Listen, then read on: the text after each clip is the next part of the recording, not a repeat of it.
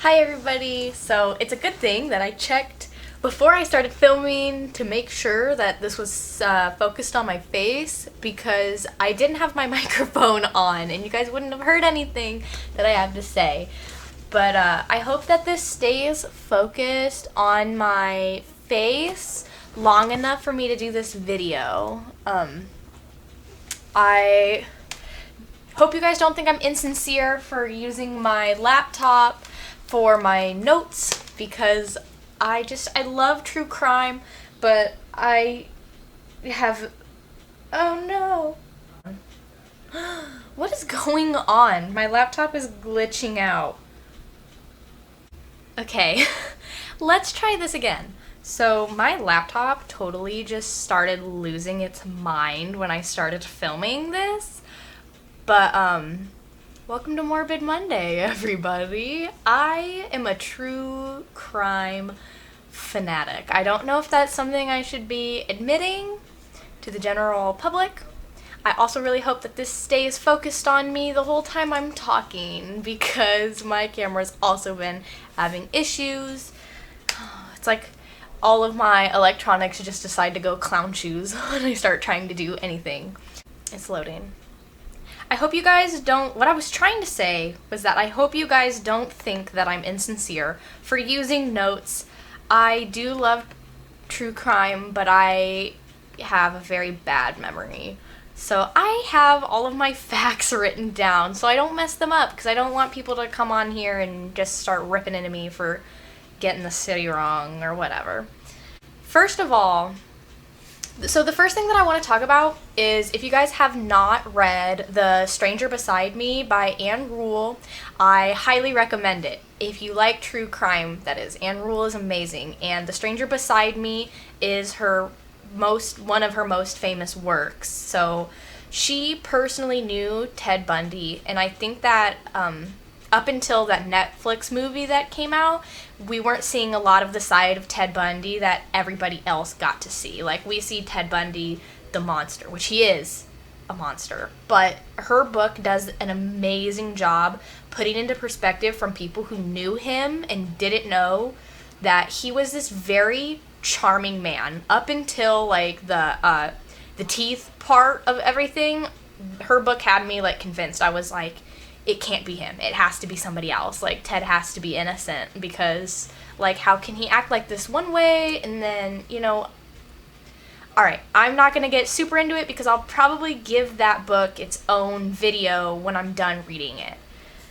Alright, so I have decided for my first Morbid Monday, which is a true crime mini-series I want to start doing, because this is something that I love, I wanted to talk about a case that really, really interests me, because then I figured I wouldn't be as nervous to talk about it, but I'm actually still really nervous. I want to talk about the D.B. Cooper case. Now, for D.B. Cooper, it includes all of my favorite things about a true crime story. We've got a James Bond-esque guy, or maybe like this movie villain-esque guy who... there's airplane hijacking and skydiving and disappearing into the blackness of night, and it's unsolved. As of 2016, this is a cold case per the FBI. So let's just jump into this. We're going to go back to 1971, where a man under the name of D.B. Cooper buys a one-way plane ticket to Washington, right? And boards the plane with 36 other passengers and the flight crew and all of that. Oh, my bad. It's flight 305 to be specific. He buys a one-way ticket to get on to flight 305 headed towards Seattle, Washington. He is described as being very businessy looking, and I'll have to look up the copyright rules on if I can put a picture of him in this video. If I can, I will, because I want you guys to see, I guess not of him, but of the police sketch. I want you guys to see it. He does. He looks very, very regal. He's like in a suit and a tie. They said he's in his, like, mid-40s, and it just... I love all of the little details in this case that make it feel so like a movie scene. The hostess says that he orders a bourbon and a soda, but it sounds so regal to me to order a bourbon and a soda on an airplane. He's like, I'll have a bourbon and a soda, please. Like, something very flat and monotone. He probably sounds like my grandpa. I don't know. I need to watch what types of jokes I make when I'm talking about true crime. I don't want to offend anybody, but if you order a bourbon and a soda on an airplane, I'm going to assume that you are a movie villain. At some point, he slips a note to the hostess that says that he has a bomb and that she needs to sit with him. And so she does, and he opens up this suitcase that he has and shows what he has, what looks like a bomb. We don't know if it's really a bomb, or do we know if it was really a bomb? Okay, anyways. He opens up his suitcase, and it looks like a bomb. And then there's a secondary note that says that he needs $200,000 and 4 parachutes, or he's gonna do the job. That's his wording, not mine, but I'm stealing that wording because I love that. Like, can you imagine, like, you better file your taxes on time, or I'm gonna do the job. That's what my accountant says to me at H&R Block. I love that. Do the job. Anyways, I did the math. $200,000 in 1971 is a little over $1 million today, with the inflation rate being like 588%, which is insane, but that's a whole other thing. So anyways, even though he threatens he's gonna do the job, the plane lands in Seattle, and as like a gesture of goodwill, he lets everybody off of the plane except for like the pilot and the flight crew, essentially. So then he just tells the pilot to go towards Mexico, which is pretty vague. That really gives me the idea that maybe this guy didn't exactly know what he was doing, perhaps, but I digress. They start going towards Mexico. A little after 8 p.m., before they hit Reno, he jumps out of the plane and just disappears into the black of night. And we have no idea who D.B. Cooper is. We have a little bit of idea of what happened to the money, but I'll get there. The biggest piece of evidence that he leaves behind is a clip-on tie, which to me destroys the whole James Bond movie villain image that he worked so hard to create. Like, you're gonna wear a clip-on tie to an airplane jacking? That's probably like the most important day of your life as a villain. Like, I think if I had woke up and had this grand idea that I was gonna rob a plane and I was gonna disappear into the black and night, I'm gonna wear like my nicest dress. Like, you couldn't buy a real tie. Like, I totally said that way wrong. I'm starting over. So, according to the FBI, they interviewed over 800 potential suspects, but they narrowed it down to about 24 people.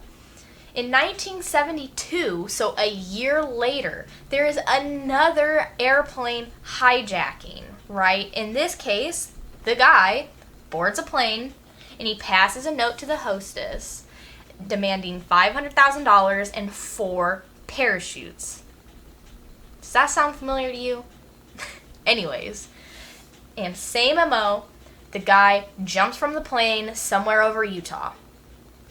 So then there's this 14-year-old boy who is just out with his dad, and he finds a parachute, a backpack parachute on the ground after this second hijacking. And his dad turns it into the FBI, and it's all analyzed, and it leads them to this man named Richard. Oh God, I'm gonna forget his name. Richard Floyd McCoy. Sorry, I had to look at my notes for that one.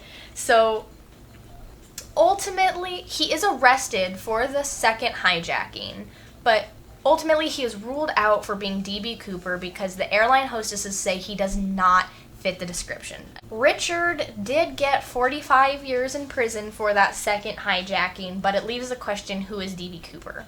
Of course, as most true crime junkies know, eyewitness testimony can be somewhat unreliable. So I would dare to say I think it is still possible that this man could be D.B. Cooper, just because they say he doesn't fit the description. I'm not 100% sure on that one. Richard was an experienced skydiver and was a veteran, and he was a helicopter pilot, so it sounds like somebody who might be this, like, James Bond-y person who's going for this. And plus 4 parachutes, the same number. Like, come on, dude. Like, are you a copycat or are you D.B. Cooper? Like, I'm pretty sure this man denies being D.B. Cooper. But if you're already spending 45 years in prison for an airplane hijacking, I think I would just own up to it. I think even if it wasn't me, I would just be like, yeah, I'm D.B. Cooper and I did the job. I don't know. Anyways. Then in 1980, a 10-year-old boy uncovers 3 bundles of $20 bills washed up on the Columbia River on the beach. And they are analyzed, the bills are analyzed by the FBI, and they are in fact the same bills from the D.B. Cooper hijacking. So this area of beach where the money is found is called the, I think it's pronounced Tina Bar. It's T-N-A. It's called the Tina Bar. And that area had some construction done recently.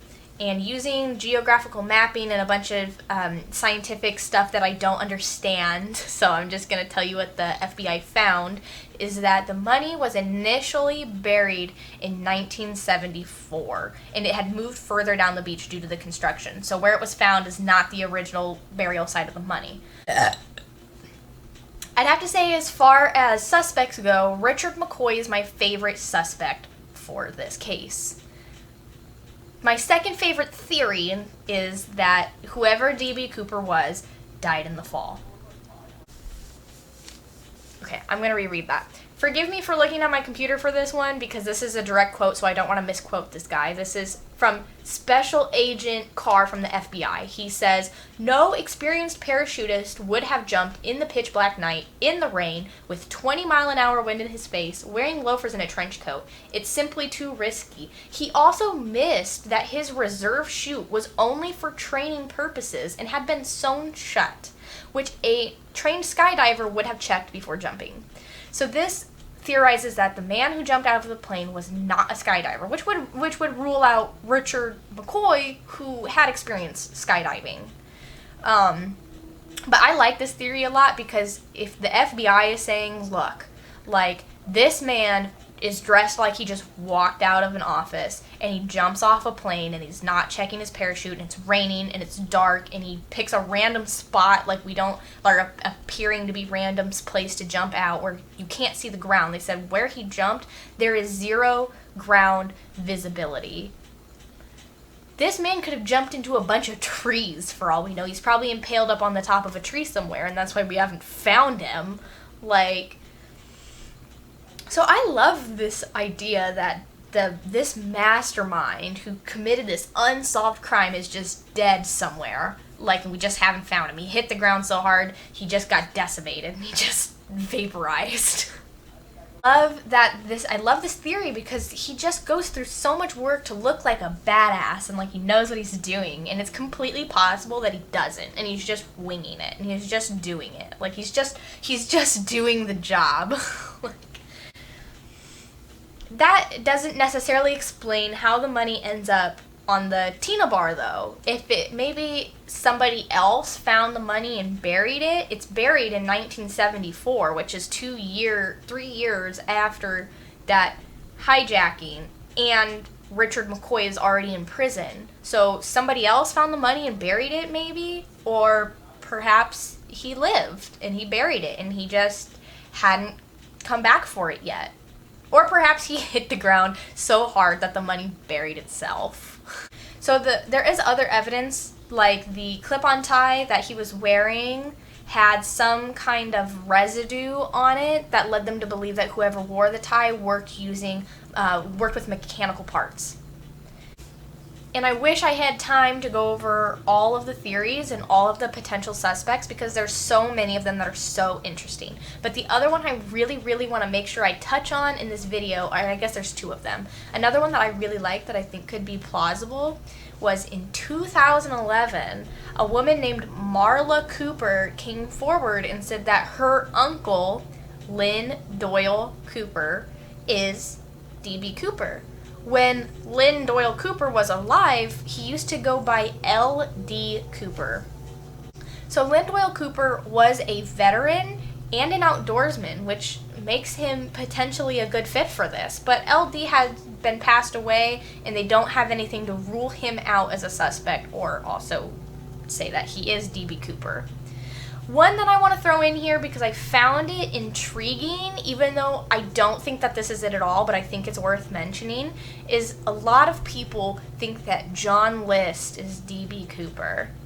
So some of you might be like, who is John List? And I will tell you all about that in another episode of my Morbid Mondays. But John List, because he himself deserves a whole video.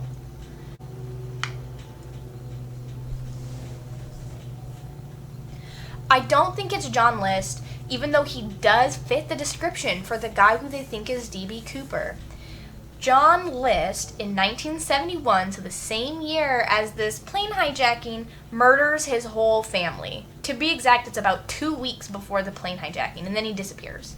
I don't remember exactly how long it took them to find John List's family murdered. I'd have to look it up. It took them a while, but he murders his family on November 9th. And this plane hijacking happens, I think, on the 24th. That's part of why I don't think it's him. Before John List murders his whole family, he's an accountant.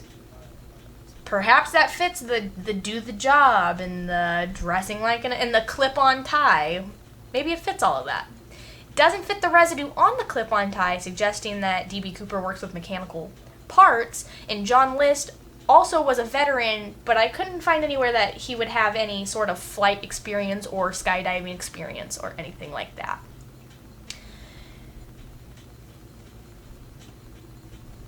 I don't know. I just don't think it's him. Maybe I don't like him because I like the idea so much of this being somebody who dies and jumps out of a plane and just hits the ground and just